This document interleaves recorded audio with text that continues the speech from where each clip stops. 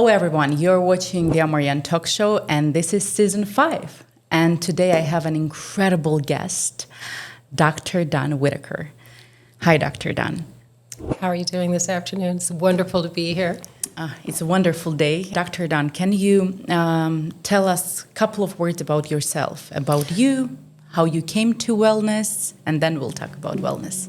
Absolutely. So my journey with wellness really started when I experienced my own personal setback and breakdown that happened in 2021. And at that time, I overextended myself, as often we as women do. We're dealing with so many things and trying to take on so many things in business, take care of our families, et cetera. And so I actually experienced a burnout. And so in order to recover from that, I incorporated wellness practices. I met with various doctors, and we came up with a plan that was actually very beneficial. And so it was a lifestyle redesign. I really had to take a step back and look at what I was doing in my lifestyle and what needed to be changed. And so by utilizing those wellness practices, I was able to recover and rebuild my mental resilience. So that's, one of the reasons why wellness is very important to me. And I feel like I'd like to share what I learned. Can you please share a bit more about what practices helped you with what? Because burnouts is such a big topic right now.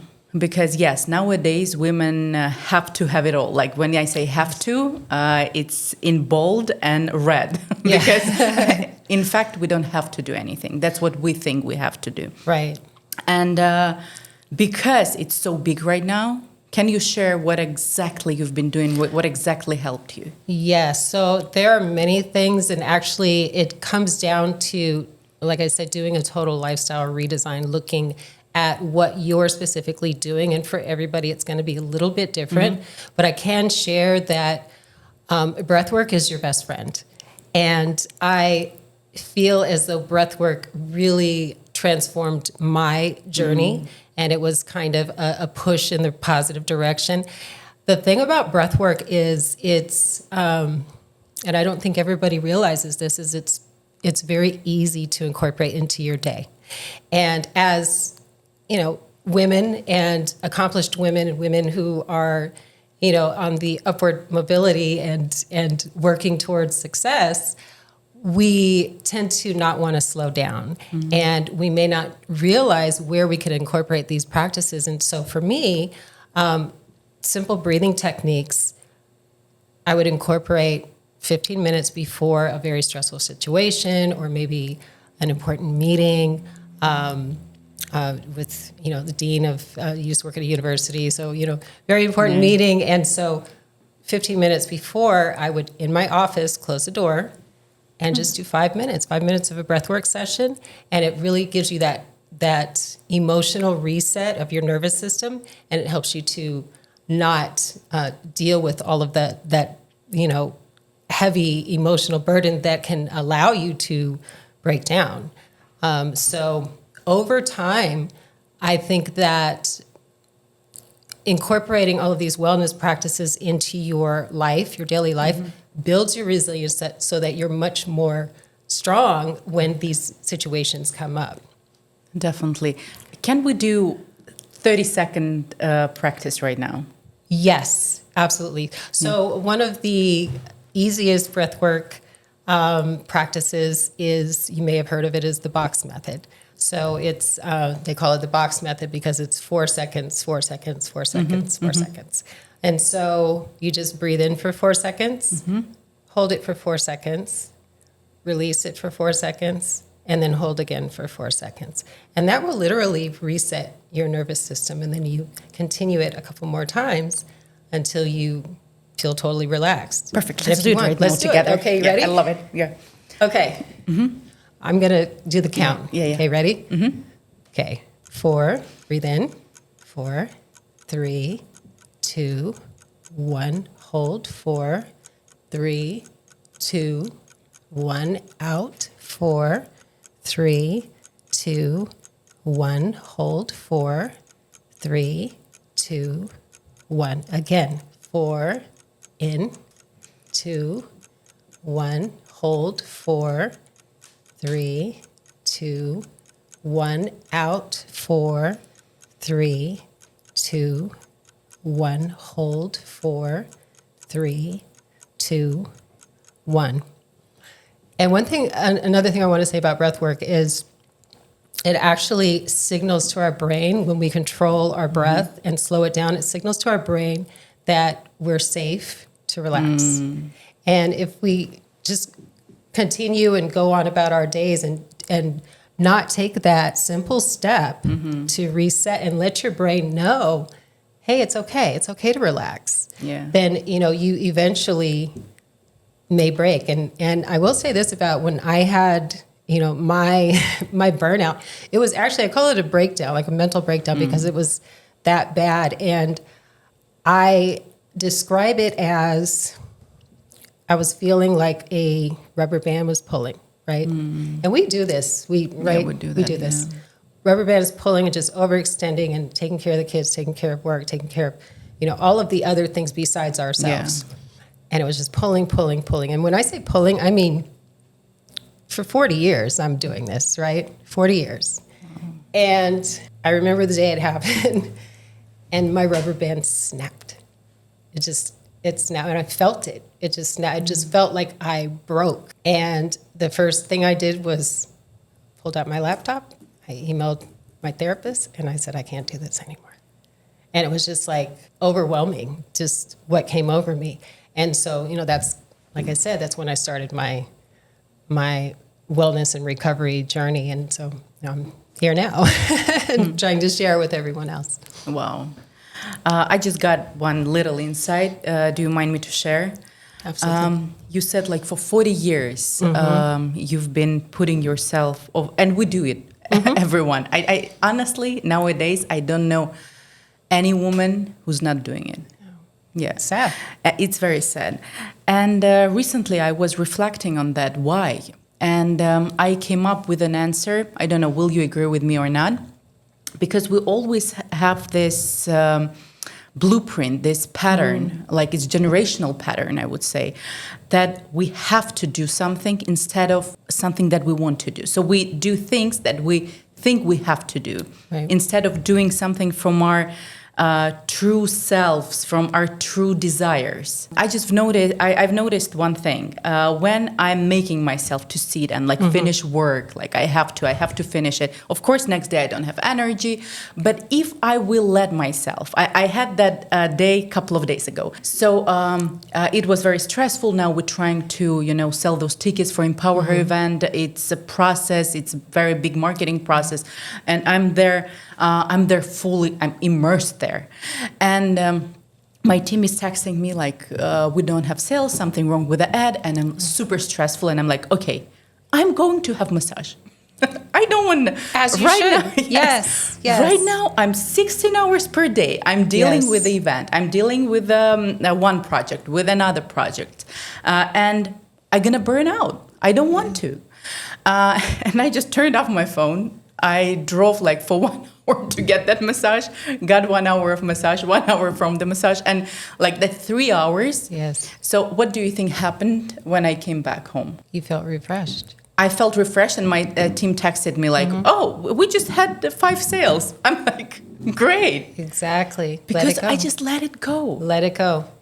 Like you said, reset. We definitely need that reset, because when we have that tension, what can happen? That we have that stiff energy, and nothing will go through that stiff energy. Nothing. Yes. I'm so proud of you for doing that. It's so important. It's so important, because think about the alternative. If you just kept pushing, okay, we have to do this. We have to make these sales. We have to change the strategy. We have to, correct the ads or whatever you're doing. And if you didn't take that moment for yourself, you might have burnt out, and then it would be over. Exactly.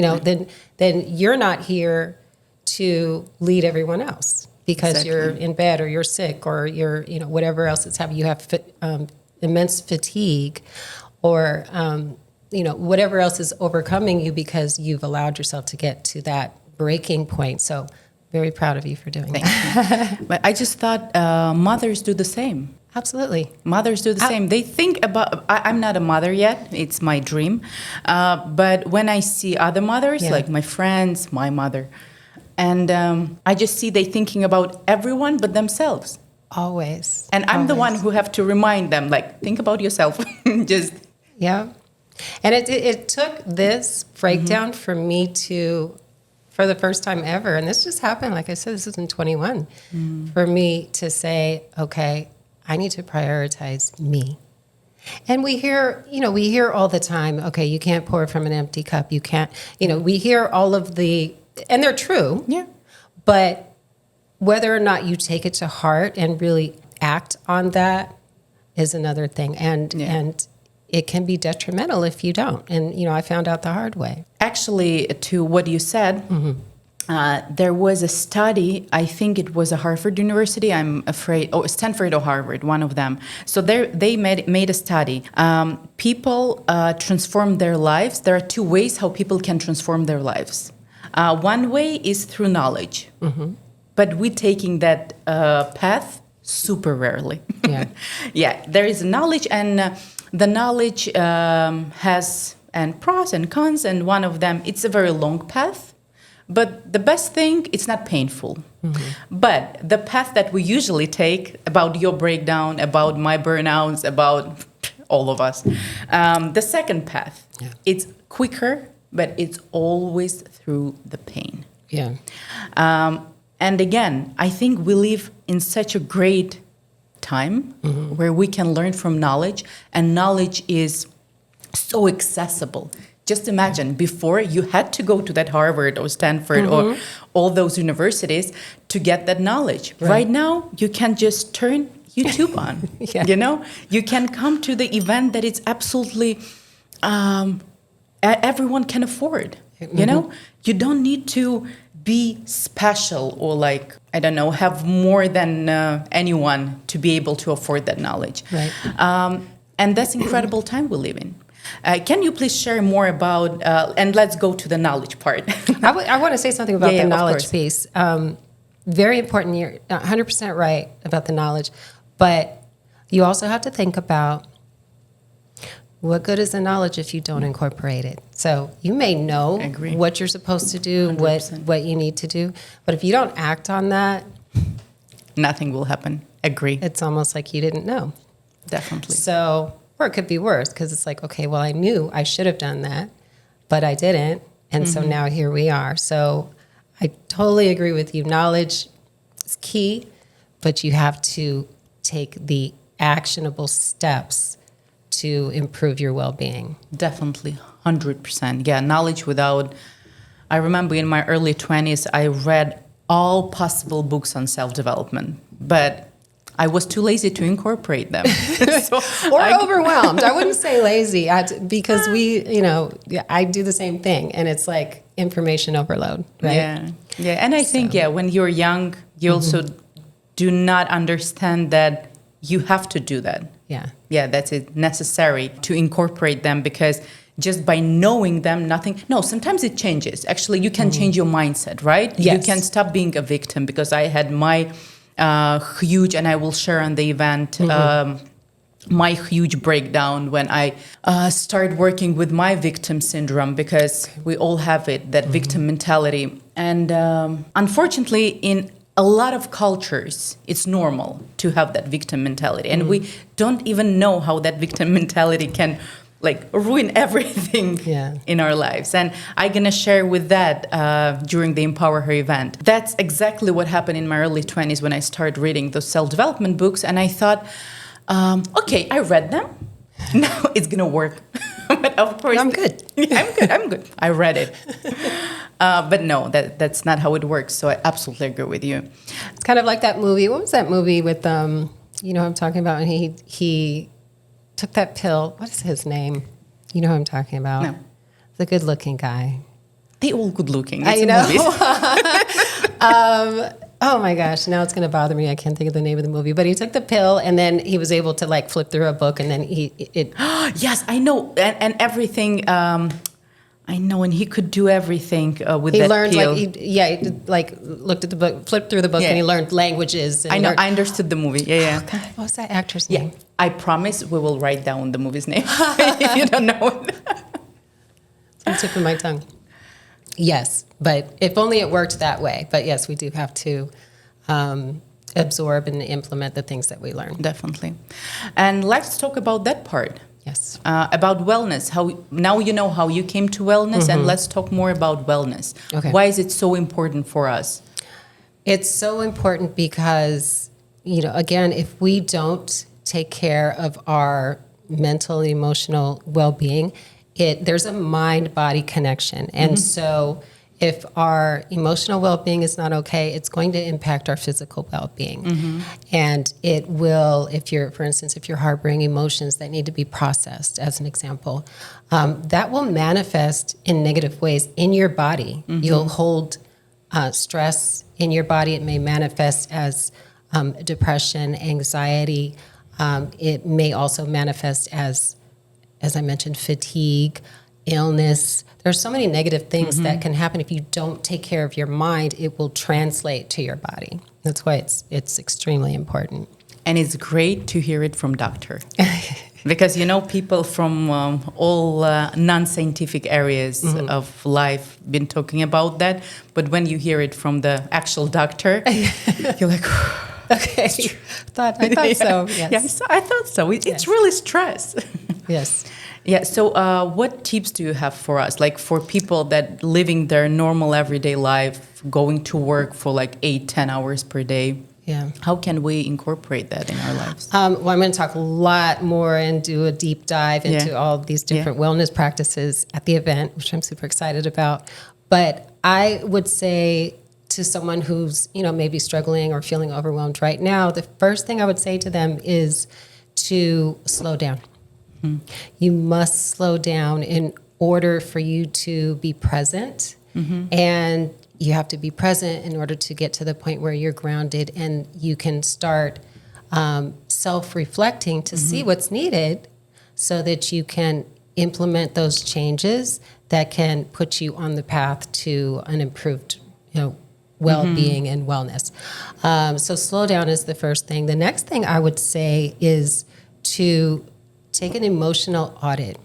And sometimes you may hear that as check in with yourself, but it's really important to audit how you're feeling at various times of the day. Like what am I feeling right now? What is weighing me down? Is there something that's, really bothering me? Because that's going to impact how I perform and how I show up every day. If there's something that is there that I'm not addressing or not processing. Yeah. So it's really important. And we forget, we do, we get busy. We get, especially women, because we're amazing.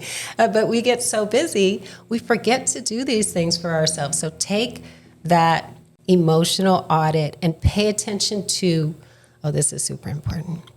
Pay attention to how you feel, how your body responds when you're around certain people.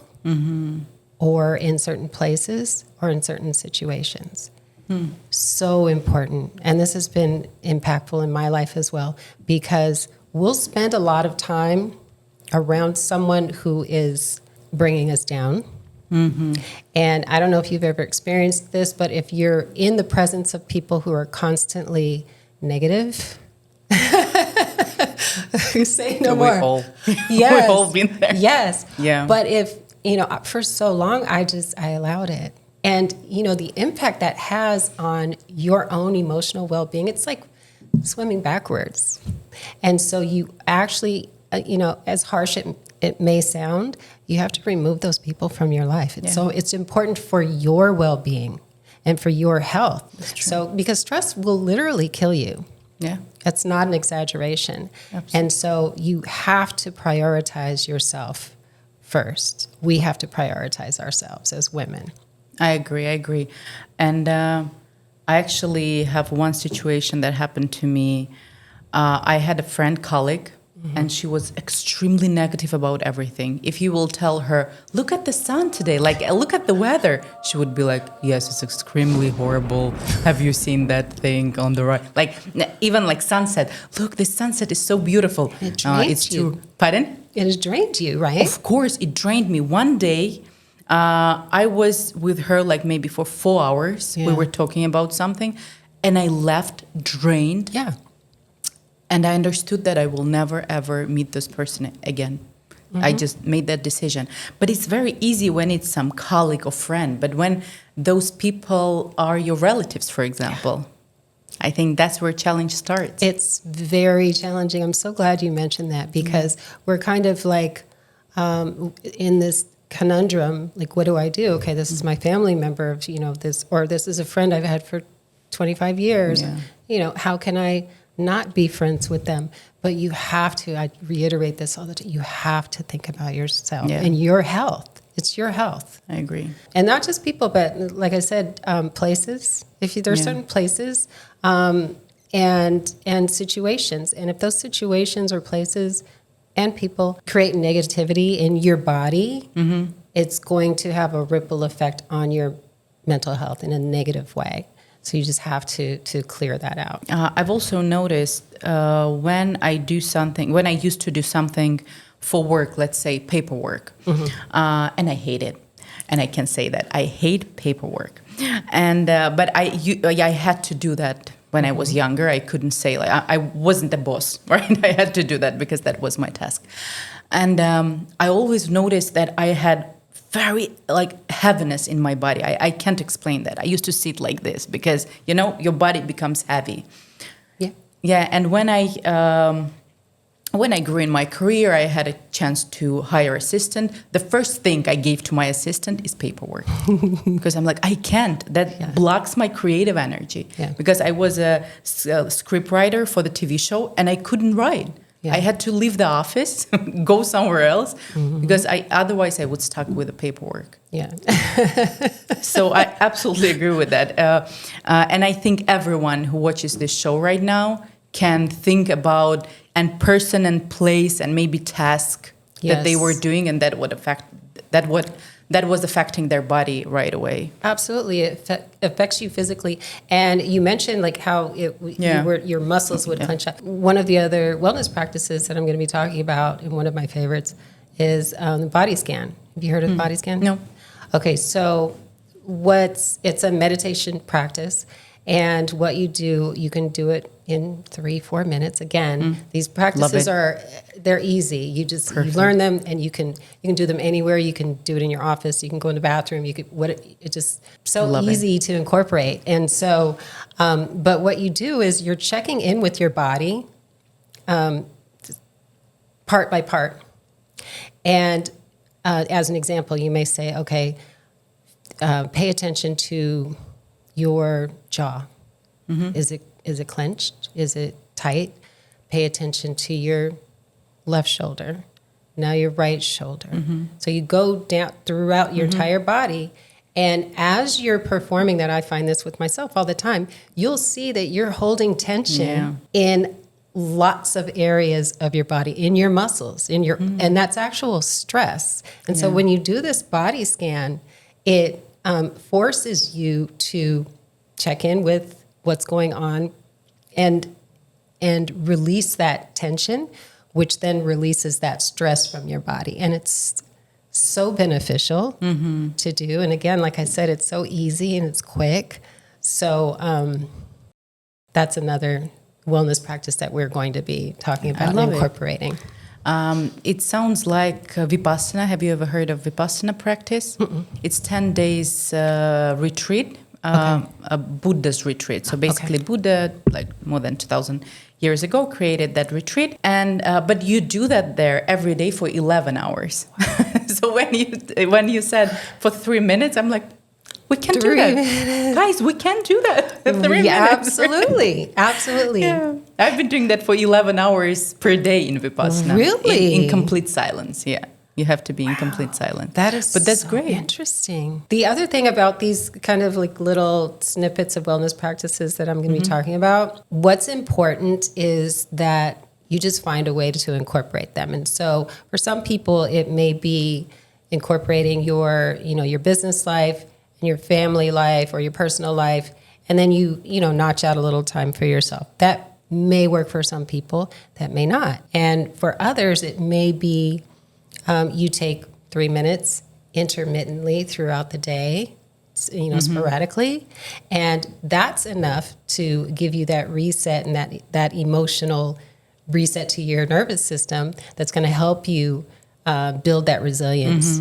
So, like I said, it looks different for everybody, or for 11 hours. Yeah, but no, that's a retreat. I'm saying that it's incredible that you can do that for 3 minutes. So there is a practice like that. Yes. When in 3 minutes, you can scan your body and understand, okay, if this is my back, and is there a correlation with psychosomatic? Because they say there is, I don't know, have you heard of psychosomatic studies? And they also show that, let's say, if you have a heavy back, that means, I don't know, you're doing this in life wrong, but that's a studies. That there is also psychological institutions that say that talk about that when you have heaviness in certain parts of your body or pain. Okay. I would have to look at that map. I don't know off the top of my head the specifics of like which body part correlates to which type of stressor. Yeah. But, I do know that if you're holding the stress in your body, releasing it will help you to achieve what you're trying to achieve, which is that emotional balance and mental resilience. I love it. And also, I know that you work with athletes. Yes. And you help athletes. Actually, it's incredible because back in Europe, I had a lot of friends, athletes, and I've always been talking about that they need some program that can help them after, like, the main sport, like their career, after life after career, because maybe not many people are aware of it, but the professional sport people, they have a lot of stress adapting to real life. Because just imagine, you've been controlled for some people forever, because some people start their careers at 6 years old, let's say at 10 years old, and they've been controlled, their schedule been controlled, everything they do, everything they eat. And just imagine 35, 40 years old, when sometimes even 30, because you can retire when you're 30 and 25. And that's it. You have all freedom in the world. You can do everything you want, but you don't know how. So there's a couple layers to that. So one is, like you mentioned, everything has been structured for you for your entire life. And my specialty is actually in sport transition, primarily with football players. So, and I really understand the path of football players. A lot of them start as Pop Warner and they're little kids. And so they've been doing this, like you said, they've been doing this their entire lives, but everything is structured. They, well, not necessarily the little kids, but once they get to high school and college, they're in the training room at a certain time. They have breakfast at a certain time with the team. They go for their physical therapy. They go for practice. They go to team meetings. Everything is structured, and they're told exactly where to be, when to be. And they, have the camaraderie of their teammates, which is very important. It's like a family to them. They always have that. And then once they retire, everything is gone. And so it's not just the, feeling of what do I do? Because they didn't, everything was mapped out for them before. So they have to kind of relearn how to structure their lives. And without any instruction, by the way. Nobody ever trained them how to do that. Nobody ever said, hey, when you're done, you're going to have to figure out, X, Y, and Z, whatever's already being done for you now or structured for you and scheduled for you now. And so they really have to figure that out on the fly. That's one. But the second one, which is huge, is they lose their identities. Yeah. Because their entire identity is tied to who they are as an athlete. And it can be detrimental for a lot of athletes.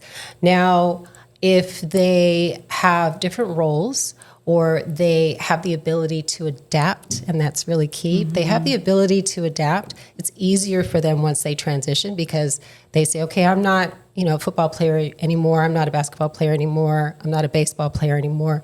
But I have started on this path to, whatever. Maybe they're planning on becoming a doctor or a lawyer or whatever, those are standard. But maybe they're investing in real estate. And so they have an idea of another role that they can pivot to because they kind of have that, that practice in doing other things. But if you're only this one thing and you block everything else out, and it's actually, there's a name for it, it's called identity foreclosure. Oh, wow. They don't even have the ability to fathom anything else. So they have identity foreclosure. Now that identity is pulled out, that rug is pulled out from under you. Wow. Who are you? Who are you? What do you do? I'm having goosebumps. That's hard. It's so painful. hard. It's so hard, and that's why there's a lot of depression and anxiety and these identity crises among athletes after they've retired. And just to add another layer to it, and this is especially for football because it's such an extreme sport, injury. Yeah. Oh So- my God. And I've seen so many situations where, athletes are injured during training camp. They haven't even gotten out there yet, and they're injured during training camp, or they're, we see it all the time where they have, the concussions in the games, and it's like that's CTE, that's a whole other conversation, but it can end very quickly and involuntarily, and you're not prepared, Yeah. Of course. physically or emotionally or mentally. So it can be very hard for athletes. But going back to your original question, sorry, I went off on a No, I tangent. love it. I love everything that is going on. But going back to your original question, yes, I work with athletes and helping them with transition. But this past year, I was working with a particular athlete who was dealing with some, very extreme depression and anxiety after his transition he was a former NFL player. And it turned into alcohol abuse. So it wasn't at first, but it turned into that. And it got very bad. And then it started to impact his physical health, and so his, I don't want to be too traumatic, but because his organs started to shut down. And it's like, this is too much. So I'm kind of watching this happen, but feeling helpless, like, well, how can I help him, right? What can I do to help him? And so, I'm suggesting all the things, and, there's this rehab, the NFL pays for your rehab. You don't even have to come out of pocket. There's all these different things. I'm suggesting therapy. I don't want to talk to everybody. How is that going to help? So I'm just racking my brain trying to figure out, well, how can I help him?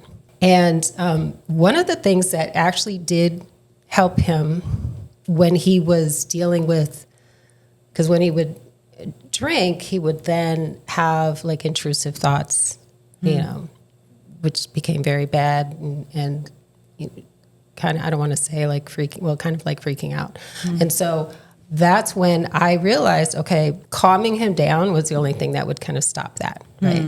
And so I was trying to figure out ways to calm him down. And the first thing I would tell him every time he called me and I picked up the phone, and I would say, just breathe. And that's when I started, doing more research into the breath work, because I realized how important the breath is in calming you down. And calming is what we're going for in this particular situation, right? So that's where the breath work really came into play. And so I would, over time, I would just walk him through breathing exercises, because he's practically hyperventilating when he calls me. And then I say, just breathe. And then we go through the breathing exercises, calm him down, and then, he's okay. Now, I can't, breathe someone out of drinking. So, and obviously with something like alcoholism or alcohol abuse, you need, ultimately, I think you need medical assistance, because there are other things that need to take place.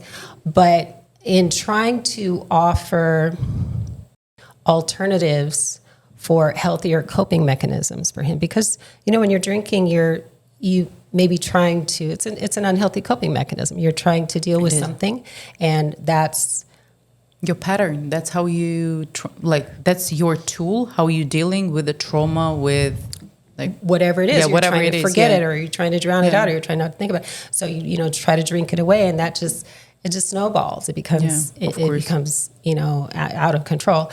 So I started searching for different therapeutic modalities that could help him to calm his mind, and also to help reset his nervous system, and then help him to go down a journey of self-reflection, which is important in the bigger scheme of things when you're trying to combat things like alcoholism and depression and anxiety. Because you could say, okay, well, the depression and the anxiety is what's causing the alcoholism or whatever. Everything is interrelated, right? And so you want to mitigate anything that is negatively impacting you, either physically or mentally.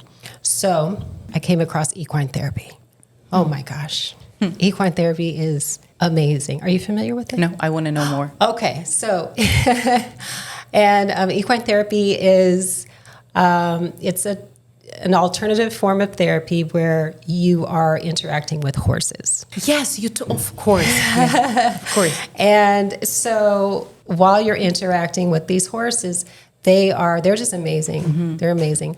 They are so highly intuitive, and they reflect back to you what you're emitting. So they can feel your, whatever your nervous system is putting out. It's almost like they're like biofeedback machines.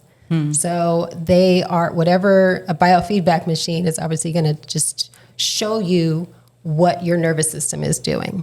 You may not know, it's internal. So if you are, there are various biofeedback machines where there's a monitor, and it'll, you can attach to yourself and you can see like, okay, what's my heart rate? You can also use things like Fitbit or Apple Watch, different technologies. But basically the biofeedback is feeding back to you what your nervous system is doing. And the horses do the same thing because they're mirrors. And they reflect back to you.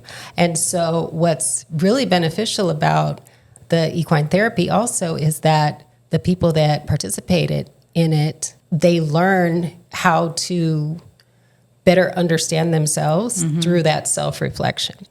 And then from that point, they're able to kind of see the things that are blockages in their lives, or maybe things that are detrimental to their lives that they may not have seen before, because now they're self-reflecting and they're really in tune with themselves in conjunction with the horse that they're working with. It really helps with emotional healing and also with emotional growth.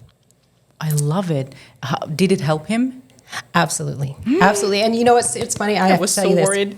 No, I have to tell you this. This is kind of funny. The first time, because I was telling him about it, and, the thing about equine therapy is it's really hard to understand until you actually do it. It's hard to explain, too. I mean, I think I did a good job explaining it. Yeah. But until you actually do it, that's when you really understand the impact. But when the first time he went into the arena, and he's because you're there with a psychotherapist and with an equine specialist. So the equine specialist is really interpreting, because the horses have certain behaviors there. It's like they can talk through certain behaviors. Like when they pin their ears, that means something. When they flick their tails, that means something. So together, you're working with this team, and it is psychotherapy. It's just an alternative form. He said, before he went in, he said, "I'm not touching an effing horse." And he went in there, and I was watching from afar because, I couldn't go in during the therapy session, but I looked over and I saw him smiling. I saw him connecting with the horse. And so I was just, this feeling came over me like it's working, just like I thought it would. Like it's doing exactly what I wanted it to do and what I hoped for. The first thing he said when he came out is, "I get it now." And I was like, okay. And he said, I want to come back every week. I want to bring my son. Aww. It's like, and I was like, okay, can I do this for everybody? Can everybody experience this? And I'll be honest with you, I created or developed or curated, however you want to say it, well-equined for former athletes because there's a need, right? And there's a need that's not being addressed. Yeah, unfortunately. And I can talk about this forever. I'm sorry. But what's special about equine therapy, I'm going to try to not cover too much right now, but there are equine therapy programs currently for veterans, for former military, for first responders, people dealing with trauma, for other groups, people who have been sex trafficked, dealing with different traumas, but there's no equine therapy programs for athletes. And that's where I said, okay, I have to figure out how to bring this program to them, at least so that it's accessible, so they know about it, they know the benefits, because it can really, really help them. But what I was going to say is, it can help you, it can help me, it can help everybody, because it's really beneficial for all of us. The other thing about equine therapy that makes it really special is sometimes people who don't resonate with traditional therapy, like he was originally saying, when I first told him to go see a therapist, let's figure out what's going on, why the drinking started increasing and all this. He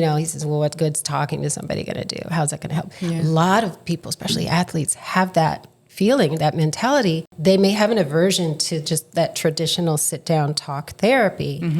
But equine therapy has been proven to resonate with people who have that aversion to traditional talk therapy. So that's another reason why it's really beneficial for athletes who fall into that category, a lot of them.